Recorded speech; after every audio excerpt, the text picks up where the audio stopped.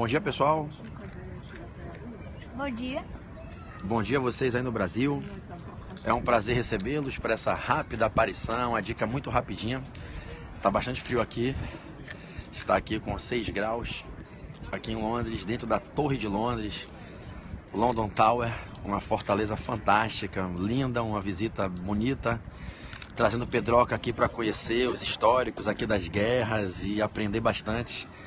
E aí a gente estava conversando sobre alguns feitos, algumas questões do dia a dia, e aí veio à tona o tema da responsabilidade da administração.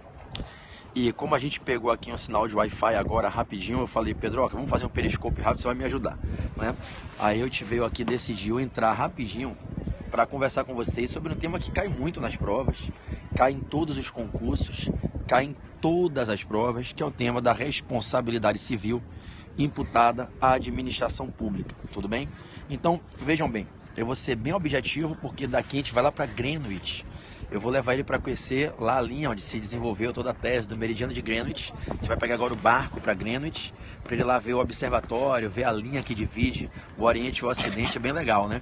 Então, deixa eu ser bem rapidinho com vocês aqui, tá certo? Olhem só, quando a gente cuida da responsabilidade civil do Estado, do que a gente está analisando? Do que a gente está cuidando? A gente está cuidando da possibilidade de se imputar ao Estado o dever de reparar danos causados por seus agentes a terceiros, a particulares, em razão de suas atividades. Estudar o assunto da responsabilidade civil do Estado é estudarmos o conjunto de normas que ensinam quando se pode, como se pode, dentro de que limites se pode responsabilizar o Estado por danos causados a particulares. A responsabilidade civil do Estado, ela deve ser dividida em duas perspectivas de estudo. De um lado, a chamada responsabilidade contratual, que é quando o Estado, na execução de contratos administrativos, causa danos a seus contratados ou a terceiros. Essa é a responsabilização civil contratual. Todavia, o que mais cai em prova não é essa vertente. O que mais cai em prova é aquele rol de situações em que o Estado pode ser responsabilizado por danos causados a terceiros, a particulares, sem que haja a execução de um contrato.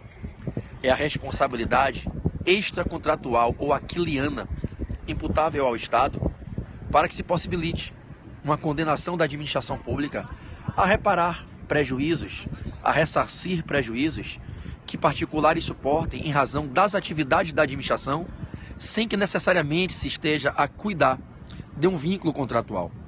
Em muitas situações da vida, pessoas, pode ser eu, pode ser você, pessoas são lesadas em razão de atividades que o Estado desenvolve e não estão no afã de um contrato sendo executado com o Estado.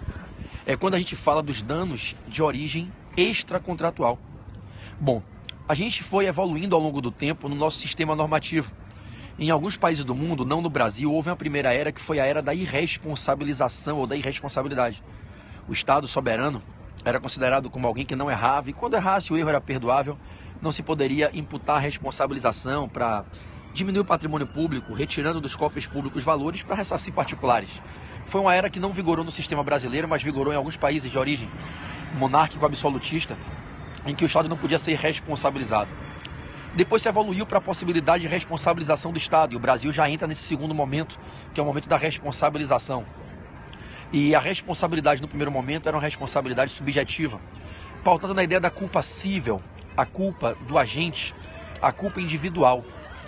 No segundo momento se evoluiu para num terceiro momento, segundo momento da responsabilidade estatal, segundo momento de responsabilidade estatal, e nesse segundo momento, ainda se falando de responsabilidade subjetiva, se mudou a perspectiva da culpa e se desenvolveu uma nova tese para não mais perquirir a culpa do agente, a culpa individual, a culpa cível, para se perquirir uma culpa anônima, uma culpa da administração, uma culpa do serviço público, na chamada teoria da falta do serviço, de berço francês, uma teoria de origem na França, que ganhou o mundo e ganhou o Brasil.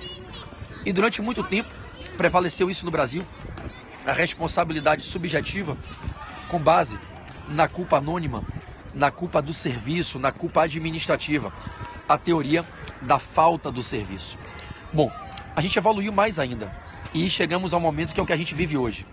que é o momento para quem estiver travando, sai e volta, galera. Não tá travando não, tá? Para quem travar, sai, desconecta e retorna.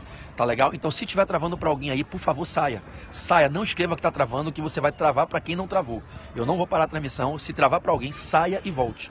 Não escreva que tá travando, porque vocês vão prejudicar a transmissão, tá bom? Então, vamos lá. Olha só. Então, vejam, quando a gente fala dos momentos atuais do sistema odierno, a gente já evoluiu para um outro patamar, que é o da responsabilidade objetiva. Hoje no Brasil a gente tem uma outra regra. A regra não é mais a responsabilidade subjetiva. Hoje a regra que norteia a responsabilização imputada ao Estado por danos que seus agentes, no exercício das suas atividades, causem a terceiros, não é mais a responsabilidade subjetiva, nem pautada na teoria da culpa individual, nem na teoria da culpa anônima. Hoje é outra. Hoje a regra, o Pedroca aqui estava estudando comigo, né, Pedroca? Hoje, qual é a regra, Pedroca? Fala pra galera. A regra objetiva, gente. Responsabilidade o quê? Objetiva. Isso. Até o Pedroca, estão vendo? Já está ligado aqui no esquema. Então a regra hoje é a responsabilidade objetiva, em que o agente que suportou o dano, ele quando vai a juízo, numa ação de reparação civil, numa ação de responsabilidade civil, pedir a condenação do Estado para que o indenize pelo prejuízo, o que ele tem que demonstrar é que houve o dano e demonstrar o nexo causal entre o dano e a conduta comissiva ou omissiva estatal. Não se perquire mais a culpa, nem a culpa individual, nem a culpa anônima. Hoje, a regra, pautada no artigo 37, parágrafo 6º da Constituição, é a da responsabilização objetiva independente de culpa, bastando que se comprove em 3 elementos: dano, comportamento estatal, comissivo ou omissivo e nexo causal. Alguns autores ainda elaboram na defesa de que sobreviveria a responsabilidade subjetiva unicamente nas hipóteses de omissão específica, apenas nas hipóteses de danos decorrentes de omissão estatal e, obviamente, a omissão específica. Há uma vertente doutrinária de alguns colegas, que a gente tem que respeitar sempre, que sustentam que sobreviveria a responsabilidade subjetiva peculiarmente nesses casos de